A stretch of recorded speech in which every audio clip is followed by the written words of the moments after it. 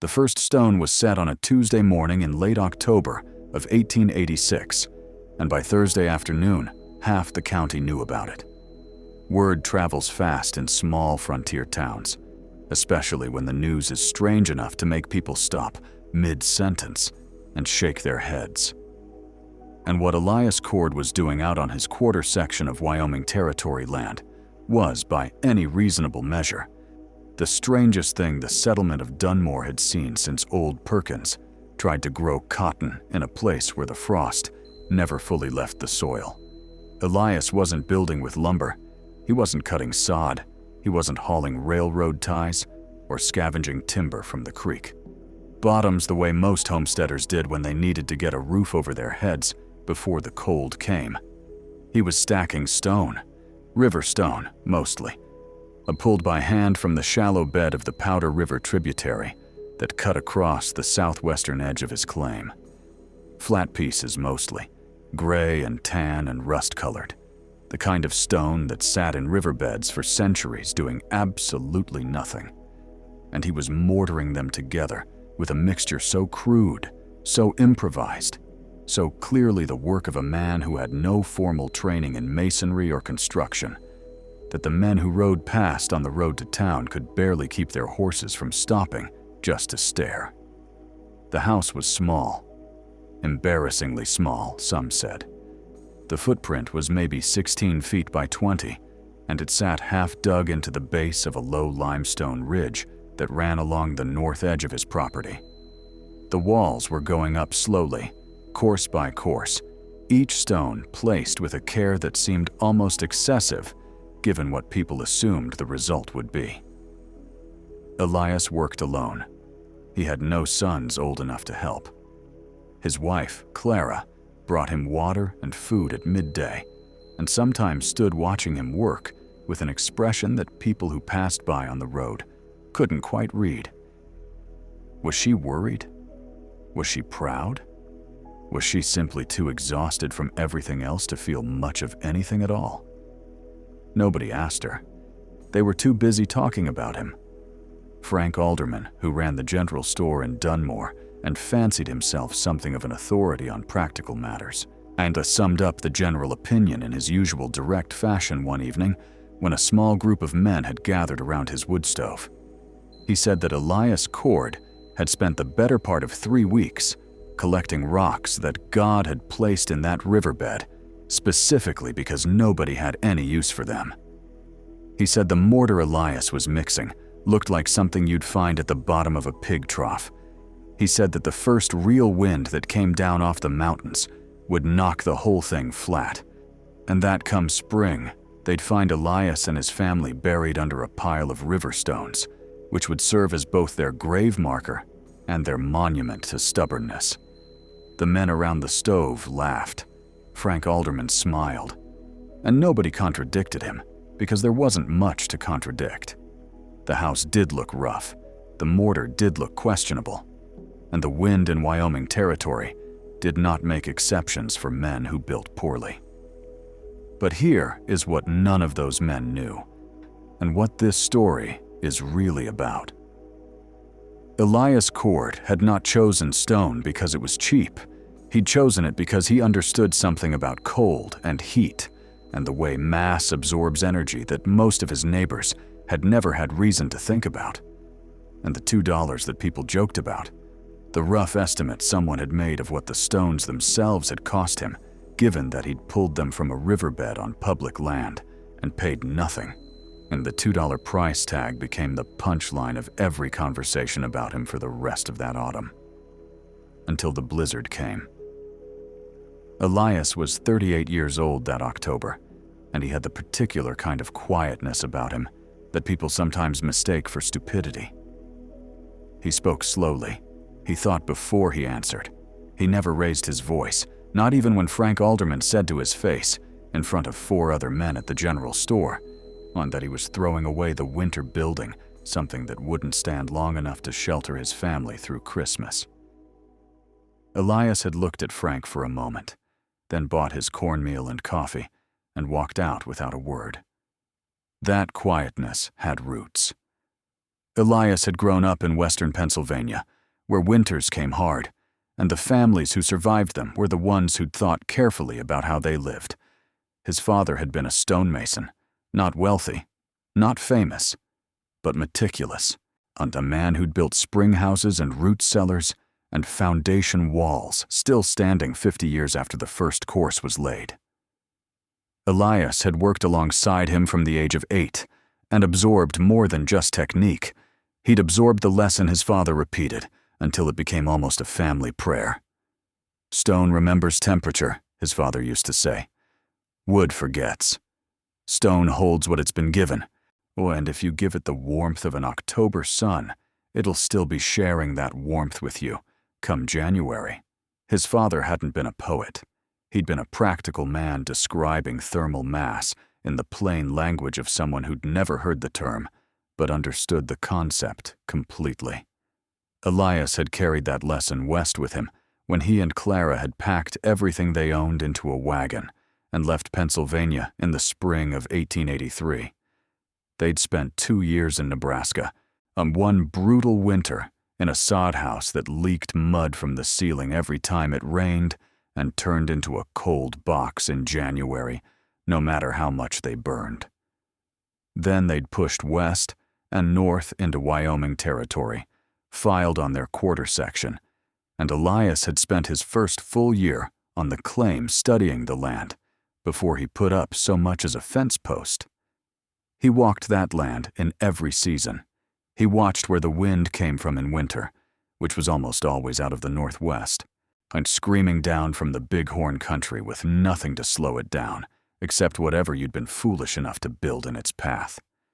He watched where the sun hit first in the morning and where it lingered longest in the afternoon. He noted that the limestone ridge along the northern edge of his property wasn't just a geological feature. It was a windbreak. It had been standing there for a few thousand years, blocking exactly the kind of wind that would try to kill his family in February. And at the base of that ridge, where the ground stayed shaded and cool in summer, but caught the low southern sun in winter, that was where he decided to build. The decision to use stone instead of lumber wasn't purely about cost, though cost mattered. Lumber was expensive in Wyoming Territory, with the nearest sawmill a full day's wagon ride away. A proper framed house would have required money Elias didn't have, and credit he didn't want. Stone from the riverbed cost nothing but time and labor, but the deeper reason was the thermal mass. A stone wall 2 feet thick absorbs heat during the day and releases it slowly through the night. It doesn't just block cold air the way a thin board wall does. It stores warmth and meters it back out, keeping interior temperatures far more stable than wood. In a place where firewood cost money and a bad winter could exhaust your entire supply in 6 weeks, that stability was survival arithmetic. The half-buried design that made people laugh worked on the same principle. The house sat with its back wall literally against the limestone ridge, earth built up against the north and east sides to a height of about 4 feet. You had to walk down 3 stone steps to reach the front door. People called it a hole in the ground. Elias called it insulation that cost nothing. Because earth at that depth maintained a temperature of around 40 to 50 degrees year-round, regardless of what the air above was doing. The roof was heavy stone slabs with an air gap, then clay and prairie sod layered on top. Low, thick, unglamorous, but no wind that ever blew through Wyoming Territory was going to peel it off the way it tore through cedar shingles or lifted corners of tar paper. Clara had asked him once, early in the planning, whether he was certain about all of it.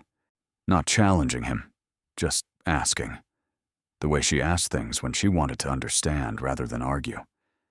He'd sat with her at the small table in their tent, which is where they lived that first construction autumn, and he'd laid it all out. The wall thickness, the burial depth, the roof mass, the southern exposure for the 2 windows he planned, the way the front entrance would be recessed into the hillside so that even a direct north wind would hit the ridge before it hit the door. Clara had listened to all of it. Then she'd said, "And you're sure the mortar will hold?" He'd said he was sure. She'd nodded, and that had been the end of the discussion.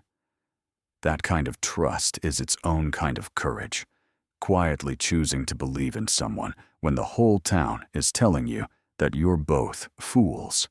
Now here is where I want to pause for just a moment, because this is one of those points in the story where the decision tree gets narrow and the stakes become very real. But Elias had a choice that autumn that many people in his position never get the luxury of making carefully. He had enough money to buy rough-cut lumber, go into debt, and build something that looked like every other homestead structure in the territory. Something his neighbors would respect.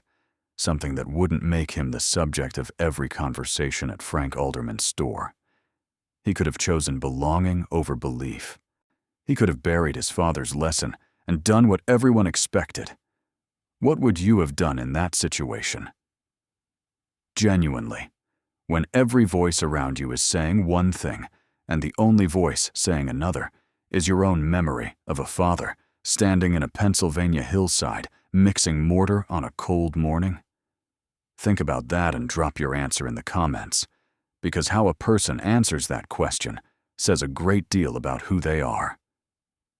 Elias chose the stone, and he kept choosing it every morning when he drove the wagon down to the riverbed and loaded it with flat pieces, every afternoon when he set each course and tapped it level, every evening when he mixed another batch of mortar by lantern light because the days were getting shorter and November was coming, whether the house was finished or not. The neighbors kept visiting, not to help, but to watch and comment. A man named Douglas Heft, who'd homesteaded the section directly to the south, he came by with his teenage son one Saturday in early November. The son walked around the structure twice without speaking, the way young people do when they're trying to decide whether something is impressive or ridiculous. Douglas had a different approach. He pointed at the low entrance, the buried walls, the heavy roof, and said it looked like something a badger would build if a badger could read a book. His son laughed. Elias, who was laying the windowsill stones with a level and taking the job extremely seriously, looked up once and said, "I hope it keeps us as warm as a badger den then." Douglas Heft didn't have an answer for that. The comment spread through the settlement and added another layer to the joke. The Badger House. That was the new name for it in conversations at the general store. Frank Alderman claimed he'd laughed so hard when he heard it that he'd nearly knocked over a display of canned peaches. The whole thing had become a kind of entertainment for a community that didn't have much entertainment to spare. Clara heard the nickname during a trip to buy flour in late November. She told Elias that evening while they ate supper in the nearly finished house, sitting on upturned crates because the furniture hadn't been moved in yet. Elias was quiet for a moment.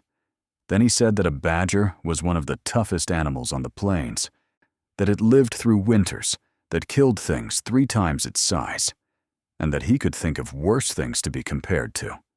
Clara looked at him. Then she smiled. He smiled back. And that was the end of that. The house was finished on the 14th of November. The walls averaged 23 inches thick.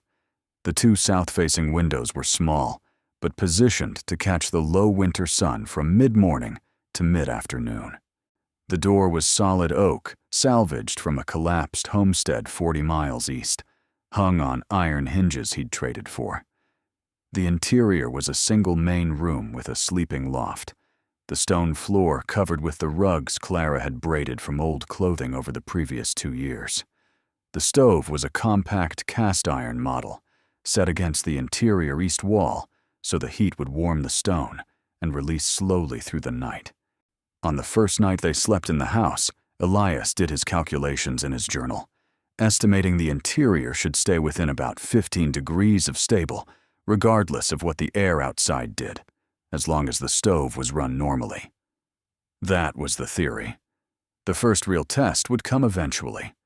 What none of them knew as November wore into December and temperatures began their serious decline was that the winter of 1886 to 1887 would become one of the most catastrophic seasons in the recorded history of the Northern Plains. History later called it the Great Die-Up, a winter so savage it effectively ended the open-range cattle era across Wyoming and the Dakotas. Homesteaders who'd built thin and hoped for the best would not all survive to tell about it. None of that was visible yet in early December. What was visible was the cold, deepening and serious, showing a Wyoming winter getting its proper grip on the land. The first week brought temperatures to -10 at night. The second week pushed to -18. Elias burned through wood at a measured rate and kept careful records, logs burned per day, interior temperature at sunrise, at midday in the evening. He was running an experiment, and he knew it. It held.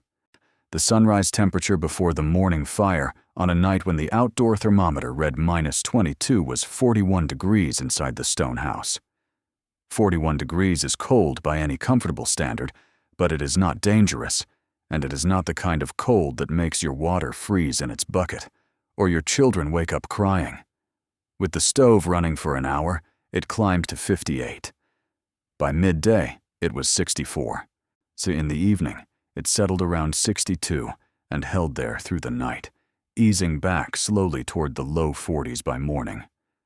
Meanwhile, Douglas Heft, who'd built a frame house with 1-inch board walls and tar paper and a shingle roof, was burning nearly twice the wood to hold his interior at a temperature that swung wildly from around 30 at night, sometimes below freezing, to the low 50s during the day when the stove was running hard. The swings meant his family was cold every morning, and his water froze regularly, and his firewood pile was disappearing at a pace that made him anxious. He had a woodshed outside, well stocked and covered. That helped. But the physics of a thin-walled frame house in a Wyoming winter are unforgiving. Every BTU you put in leaks out through the walls almost as fast as you generate it. Elias didn't gloat about this. He didn't mention his temperature records to anyone. He simply continued his careful, methodical life, cutting firewood in the mornings, tending his animals in the early afternoon, spending his evenings by the stove while Clara sewed and Thomas read from the one school book they owned. But then something happened in late December that shifted the tone of the whole story, quietly and without drama, the way the most important things sometimes shift. Thomas got sick that December. Not dangerously, but the kind of chest sickness that spreads through cold, drafty houses and hangs on for weeks when children can't stay warm. It went through the settlement that month, and it hit the families in thin-walled structures hardest. 2 children in frame houses developed serious pneumonia. One of them, a girl of 7 from a Swedish family, homesteading 4 miles east, died on the 22nd of December. The settlement buried her in frozen ground on Christmas Eve, and nobody said much afterward, because there wasn't much to say. Elias Cord had a cough that started the same week, lasted about 10 days, never became serious, and cleared before the new year. The stone house stayed at 41 degrees at its coldest before the morning fire. Clara said nothing about this to anyone outside the family. She was not the kind of woman who made points at the expense of other people's grief. But she knew what she knew, and both she and Elias understood that the warmth had been more than comfort. January arrived with the kind of cold that rewrites your understanding of the word. The first week of 1887 brought temperatures that hit -35 at night. The second week was worse, and then, on the 15th of January, the blizzard began. If you have ever felt like the weather, or life in general, was simply stacking forces against you faster than you could respond, you understand something of what the people of Dunmore faced that January. Because this was not a normal storm. This was the kind of event that separates the prepared from the unprepared with absolute finality. No appeals, no second chances once it was underway. If you ever felt alone facing something that big, something that indifferent, something that just kept coming regardless of how hard you'd worked or how much you'd prayed, know that you are not alone in that feeling. And if stories like this one help you feel a little less isolated in those moments, consider subscribing and staying with this community. We tell these stories because survival, real survival, is something worth understanding together. The blizzard came out of the northwest on a Tuesday morning when the sky had turned that particular yellow-gray that old-timers always described as a warning color, the kind that made experienced men look once and immediately start moving without needing to discuss why. Elias saw it at dawn, read it correctly, and spent the first 3 hours of that day doing one thing: bringing firewood inside. He'd kept his main firewood supply in a covered stone alcove he'd built against the east exterior wall of the house, tucked under an overhang of rock from the limestone ridge. The wood was dry. It had been dry all autumn because stone and overhang had kept rain and snow from reaching it, and the thermal stability of the alcove had prevented the freeze-thaw cycling that glazed outdoor wood with ice.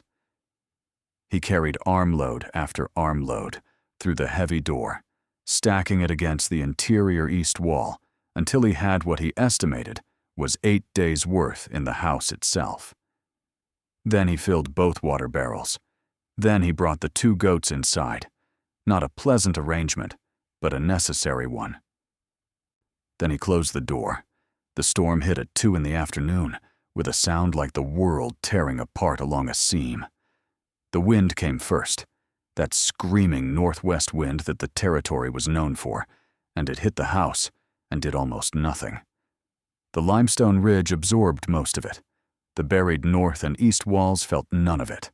The front of the house faced south, and the door was recessed into the hillside. So even the wind that curled around the ridge found itself deflected before it reached the entrance. Inside the stone house, the main sensation was noise. A howling, constant, furious noise from outside that made conversation difficult and made Thomas, who was sitting near the stove with a book, look up several times with wide eyes. But the temperature inside barely moved.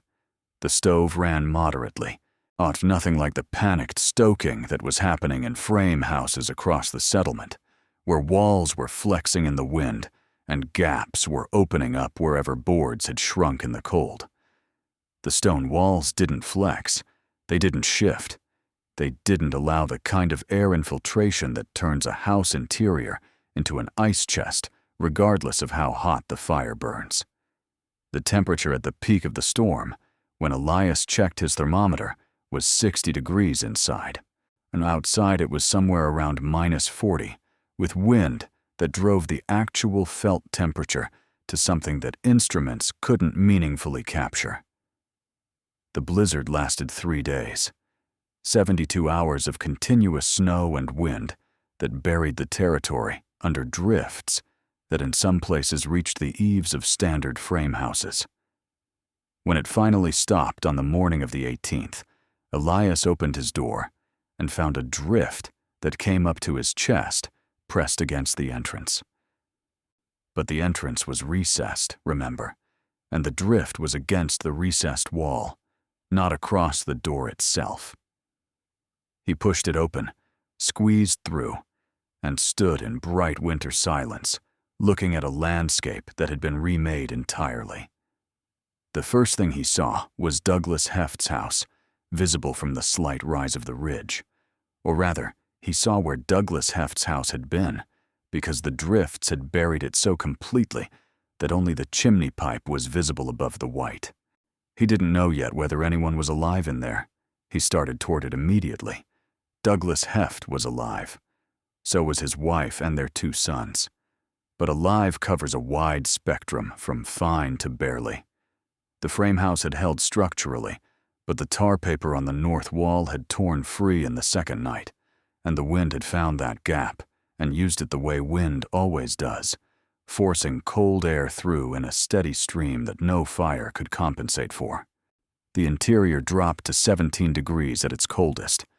They'd piled into the loft together, burned through 2/3 of their firewood in 3 days, and Douglas had dug through 4 feet of snow twice to reach his shed at the height of the storm. His hands were frostbitten both times. His wife had worked the blood back into them with her own hands. When Elias appeared at the door that morning, Douglas looked at him for a long moment and didn't speak. Elias asked if they needed anything. So Douglas said they needed wood, that he was nearly out, and the shed was buried, and he couldn't dig it out again, not with his hands the way they were. Elias went back to his own house, loaded a sled with dry wood from his interior stack, and pulled it over. He made the trip 3 times that morning. He didn't say anything about wall thickness or thermal mass or anything else. He just brought the wood. Frank Alderman had fared worse. The general store sat in town, fully above ground. I-frame construction, no windbreak on the north side. The storm had been particularly savage to exposed structures, and the store's north wall developed a crack along a poorly chinked seam that poured cold air in through the second night. Frank had stuffed it with rags and flour sacks. It had helped marginally. The interior dropped to 12 degrees at one point. Frank's wife had sent their children to a neighbor with a better situation. Frank himself had slept in his coat and hat for 2 nights, on waking every hour to feed the stove, burning through his fuel at a rate that frightened him. When the storm ended and people began digging out, Frank Alderman was among the first to walk out into the town and start assessing the damage. He heard through the settlement network, the way news moves in small communities, where everyone is watching everyone else, that Elias Cord's stone house had come through the storm with virtually no difficulty, that the family inside had been warm the entire time, that Elias himself had been out helping neighbors while the storm was still technically running its last hours. Frank didn't ride out to Elias's claim that first day, or the second. He rode out on the 3rd day, when the roads were passable and his pride had had time to arrange itself into something he could live with. He found Elias splitting wood near the stone alcove, replenishing what he'd given away and what the storm had consumed. The 2 men stood in the cold January morning, looking at each other for a moment. Frank looked at the house, the walls, the way the ridge sat behind it, the south-facing windows that were already gathering the weak winter sun. He looked for a long time without speaking, which was unusual for a man who made his living partly through conversation. Finally, he said, "How warm did it stay?" Elias told him. "Never below 40 without the stove, 60 with it, through all 3 days." Frank absorbed this. He said nothing for another moment. Then he said, "I owe you an apology. I said things about this house that weren't fair, and I said them in front of other people, and that wasn't right." Elias put down his axe. He said, "You said what you saw. Any reasonable man looking at what I was building in October would have thought the same things." Frank said that wasn't the point, that a reasonable man keeps his doubts to himself until he understands what he's looking at. Elias considered that. He said that was probably wise. Then he picked up his axe again, and Frank, after another moment, asked if he could look around inside. Elias opened the door and showed him everything. The walls, the buried sides, the roof construction, the south windows, and how the low winter sun came in at an angle that hit the interior stone floor and warmed it through the afternoon. The way the stove's heat settled into the mass of the walls and came back through the night. Frank walked around the single main room with the careful attention of a man updating his understanding of something, touching the walls, looking up at the roof, noting the temperature on the thermometer near the door. 59 degrees in January in Wyoming Territory, with the stove running at moderate output. He stood quietly for a moment. Then he said, "I think I need to rebuild my north wall." Elias said that was probably a good idea, and told Frank he'd help if he wanted. Frank put on his hat and started toward the door, then stopped and turned back around. He said, "What did all this cost you? The stone, the mortar, the design. All of it? Elias thought about it. He said the stone cost nothing, pulled from public land. The mortar ingredients had cost about $2 the previous summer, enough for the whole job with some left over. The oak beams he'd traded labor for. The door had been a bag of dried beans. The windows were his single significant cash expense, for around $11 for the glass and framing hauled from the sawmill town a day's ride away. Frank repeated the number back to him. $2 for the mortar, plus $11 for the windows. Elias nodded. Frank shook his head slowly, not in mockery this time, in something different, something that looked more like respect, arriving late and still uncertain of its welcome.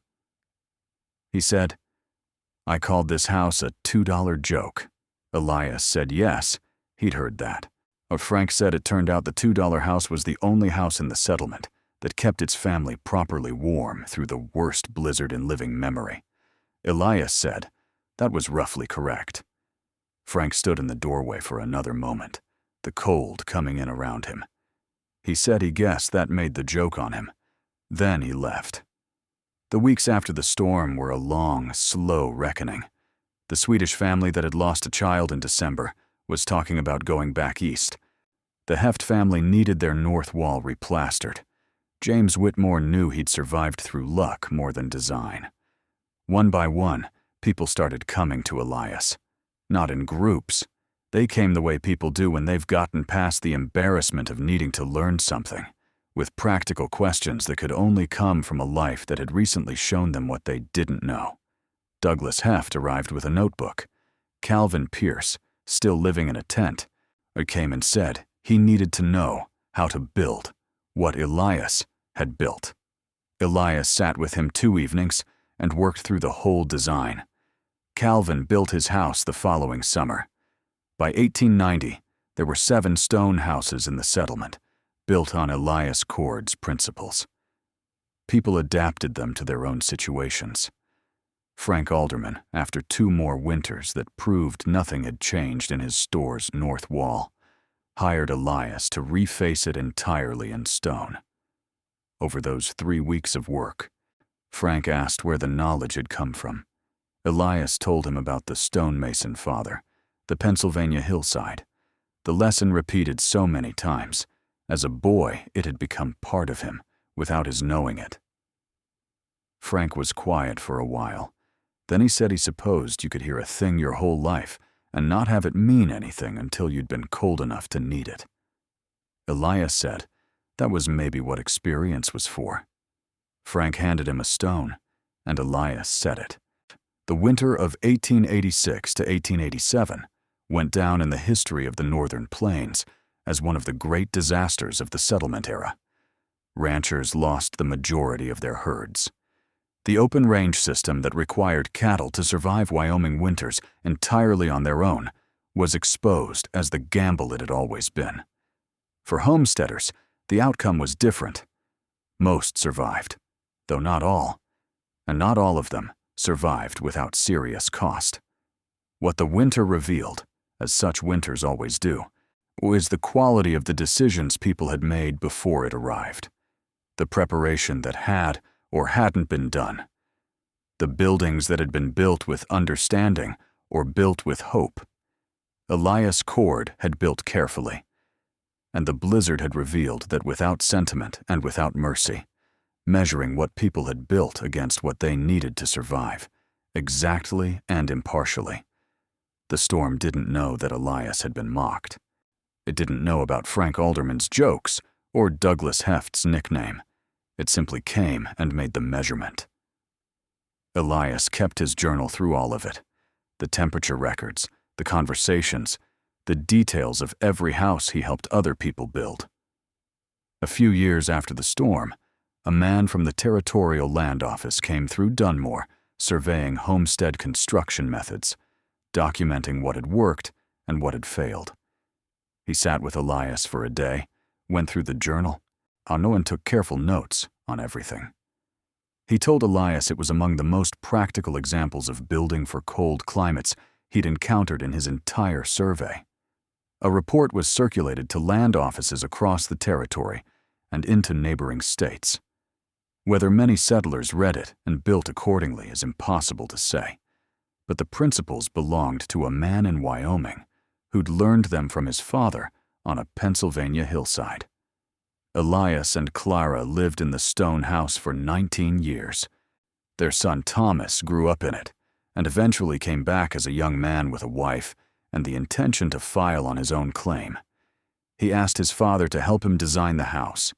The one Thomas built was an improvement on the original, larger, with better window placement and a mortar mix Elias had been refining for years.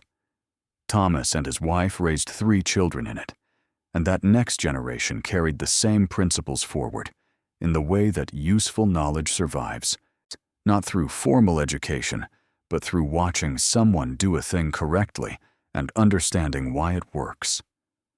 The original Cord house, the $2 stone house, the Badger house, stood until 1947. 61 years.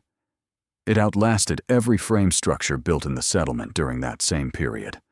The last family to live in it added a proper wooden floor and electricity when it finally reached the rural grid. But they never touched the walls. The walls didn't need touching. When the property changed hands and the new owner cleared the site, the walls had to be knocked down deliberately. They didn't just fall. There's something in that detail, in the fact that you had to work to bring those walls down, that feels like the right place to end. Because Elias Cord had been surrounded in 1886 by people who predicted his walls would fall on their own, who said the first hard freeze would crack every support, who called it a grave and a badger hole and a $2 joke. And instead, he'd built something that had to be knocked down deliberately 60-some years later by people who had no particular quarrel with it, who were just clearing land for something new. That is the distance between mockery and proof. That is the gap between what people assume about an unfamiliar thing and what that thing actually is when it's built correctly on sound principles by someone who understands more than his critics give him credit for. The stones from that house are still on that Wyoming property, scattered now, moved around by farming and time, and the general entropy that overtakes things when human attention moves away from them. But if you know what you're looking at, if you understand what those particular stones mean and how they got to that location, and what was built from them, they carry a story. A story about a man who brought knowledge from Pennsylvania hill country into Wyoming Territory and used it to stay warm when the blizzard came for everyone equally. His neighbors called it foolish. The territory had a hard winter, and then the settlement had 7 stone houses where it had previously had one. That is how ideas survive, not through speeches or arguments or the satisfaction of being right while other people are wrong. Through proof, through surviving what other things don't. Through the slow, steady process of a community watching one man's careful choices hold up under conditions that exposed everyone else's corners. Elias Cord never wrote a book. He never gave a lecture. He didn't need to. He built a house out of $2 worth of mortar and free stone. And when the storm came, it kept his family warm. And when the storm ended, his neighbors came to learn from him. And that is all the persuasion that a blizzard requires.